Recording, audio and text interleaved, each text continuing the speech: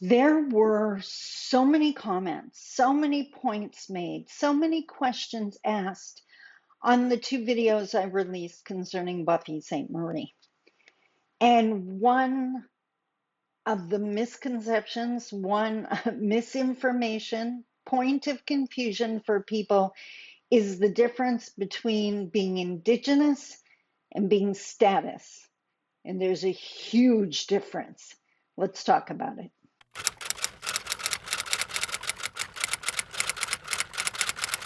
Bonjour. Mishko Paganon Quena Dishnakas Mangdodem. Hi, everybody. My name is Sandi Boucher. I'm Red Thunderbolt Woman of the Loon Clan, a proud member of Seine River First Nation in Treaty 3 territory in Northern Ontario. And we got to talk about this difference between status and Indigenous.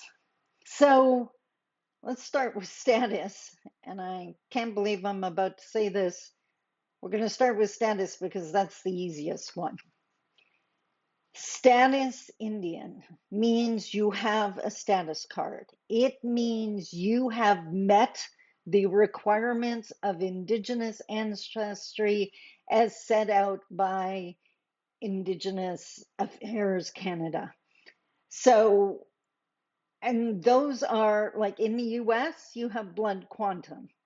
In Canada, we do not have blood quantum. It's not how much percent blood you're Indigenous.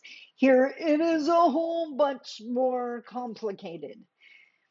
For example, and this is probably the easiest and the worst example, up until 1985, I believe it was, right around there, if a non-Indigenous, not Native, white person, white woman, married an Indigenous man, she was given status.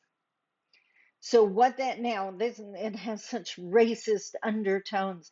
The belief of the time of the federal government, we could debate whether that's changed or not, but the belief was, oh, and by the way, if an Indigenous man married a white woman, yeah, I said that, but if a Native woman married a white man, she lost her status. So here's the reasoning. It'll make more sense in a second. It's insulting, but it'll make more sense. The government believed that Indigenous people had to be on these lists because they were going to have to take care of us. It was very paternalistic, very insulting. That we were going to be on these rolls forever and they were going to have to take care of us. So that's the status. If an Indigenous woman was smart enough to marry a non-Indigenous man, in the eyes of the government, it's, oh, wow, we don't have to take care of her anymore. Her husband's going to take her status.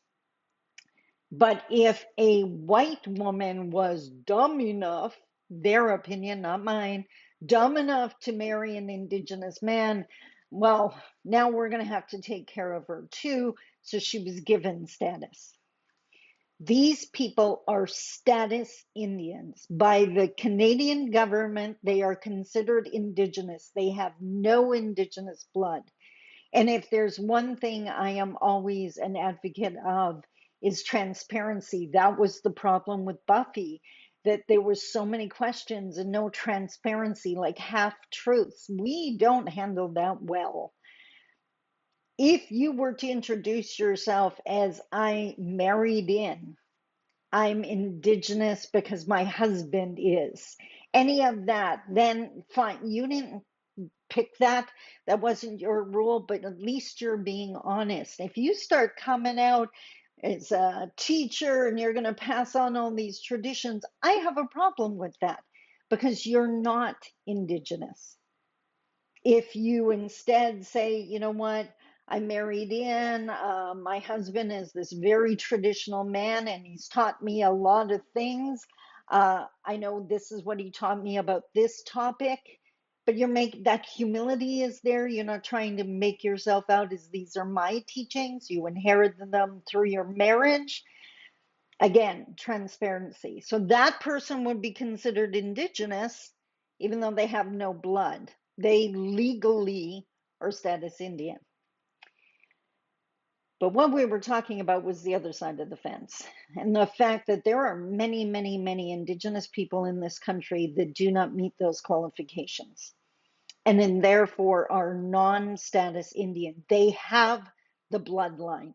You can trace their family, but because there are so many convoluted rules in Canada, they may not qualify to be Indigenous.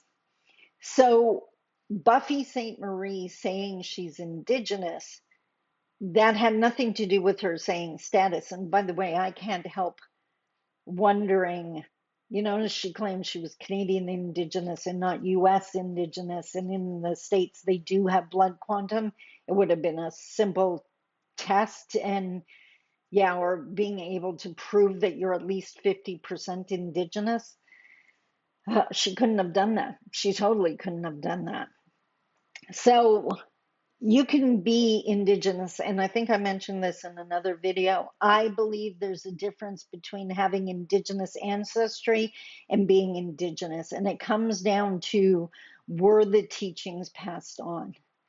If you have an Indigenous great grandmother, but she was kind of hidden in the back room and no one ever talked about it, no one else is Indigenous, you have Indigenous ancestry. And you should be saying that. Not that I'm Indigenous, but I have Indigenous ancestry. If, on the other hand, there were Indigenous people in your family, even if not all of them, and those teachings were discussed, the language, the worldview, maybe even the customs and practices and ceremonies, now we're talking Indigenous. It has nothing to do with skin tone. It has everything to do with worldview. It has everything to do with who your family is, what community claims you.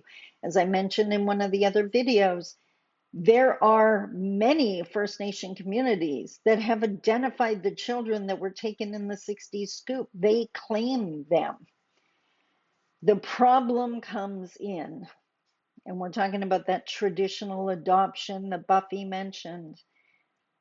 I know people who have received spirit names, Indigenous names from elders because the elder thought they were Indigenous.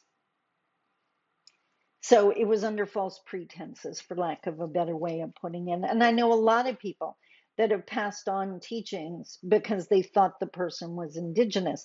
Do I only pass teachings on to Indigenous people? No, but I only pass them on to respectful, humble people who understand that you can appreciate without appropriating. You can appreciate our teachings without taking them as your own. You can be an ally and fight for Indigenous people without saying you're Indigenous. So there is a huge, huge difference.